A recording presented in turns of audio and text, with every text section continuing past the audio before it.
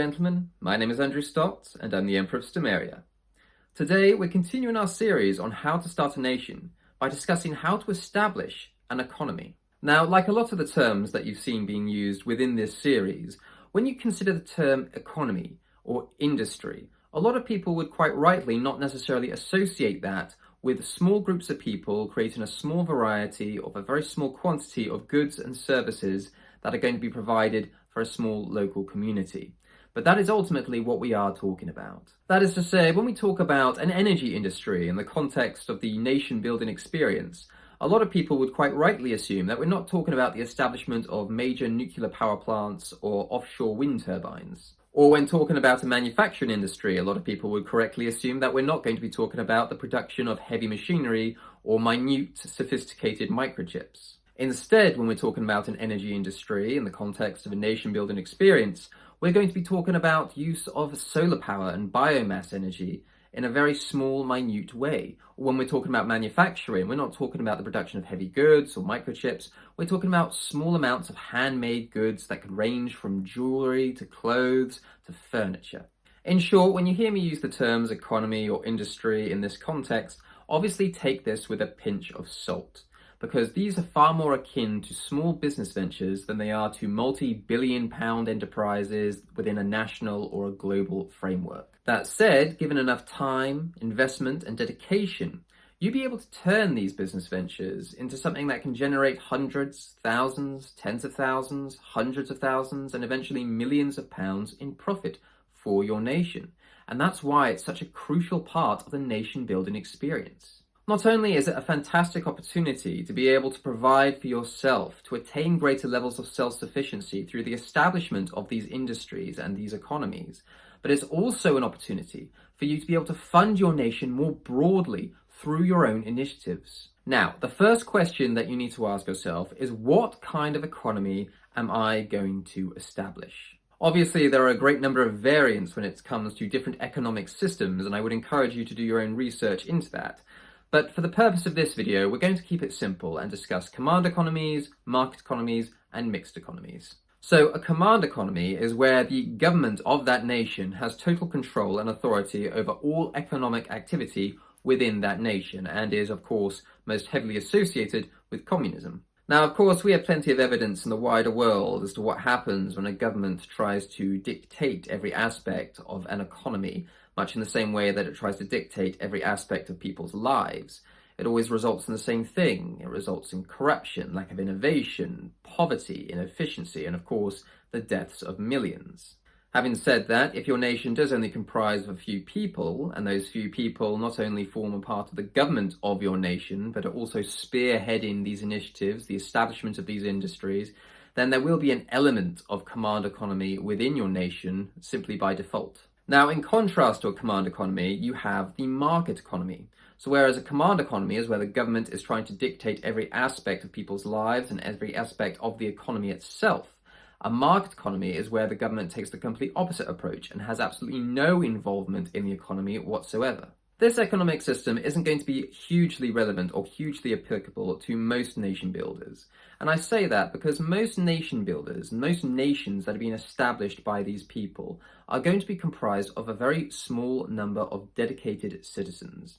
And to try to exclude the citizens that are involved from establishing businesses or establishing industries, if they also form a part of the governance of that nation, is going to be a bit of a stretch. It's going to be a bit of an ask. Because ultimately, the small number of people involved in your nation are going to be the most dedicated of your citizens and most dedicated of your supporters. And saying that you cannot do one or the other is going to hamper your progress. So I think there will be an element of government involvement and government influence within the economy, because ultimately the citizens involved in the governance of your nation will almost certainly be involved in promoting it from an economic perspective. Which brings us neatly onto the third kind of economy that I wanted to talk about in this video, which is a mixed economy. Now, as the term suggests, it is a blend of a command economy and a market economy. And ultimately, this is the kind of economy that virtually every nation in the world has. there are very few nations, if any, that go down the route of a complete total market economy or a complete total command economy, because both systems have a great deal of flaws, and by blending the two, you can iron out a lot of those flaws. And because ultimately I think this is where most nation builders are going to end up, the real question you have to ask yourself is, which way are you going to lean? Are you going to lean more towards a command economy, or are you going to lean more towards a market economy? And to give you a hypothetical situation for you to consider, would a citizen of your nation be able to set up a stall within your territory, within your nation? And what are the consequences of doing that? Are they allowed to profit from the sale of their merchandise that they're offering personally? Or does it all go to the state to be redistributed? Are they even allowed to set up a business? Is it all state-run enterprises with no private business whatsoever? You just need to think about how you're going to approach this and how you're going to deal with people that may want to get involved in your nation, but are uncertain as to how you're going to treat the establishment of businesses and industries within that nation. Because if people are going to be joining up thinking they're going to establish their own little enterprises and they're going to be able to benefit from that personally, and you turn around and say, actually, no, it's all going to be state-run, it's all going to be government-organized, it's going to be totally controlled by the government of that nation, everything that comes into the nation stays within that government, and then government distributes it how it sees fit. If that's the way you want to go down, then you need to make that clear from the outset. Put simply, you need to make clear how much freedom your citizens have within your nation when it comes to the establishment of businesses. Now, once you've actually decided on that, the next thing you really want to consider is what kind of businesses that you or your government or your citizens should be actively promoting or prioritizing. What's going to be the most practical or useful products or services that you can provide in order to advance the interests of the nation as a whole? When it comes to energy, are you going to utilize tidal power or hydropower? If not, is wind, solar, or biomass energy more feasible? Is this energy intended to be generated for your own use, or are you selling this energy back to the grid? When it comes to manufacturing, what kind of goods are you looking to produce? Are you sourcing the raw materials for these finished goods from your own lands?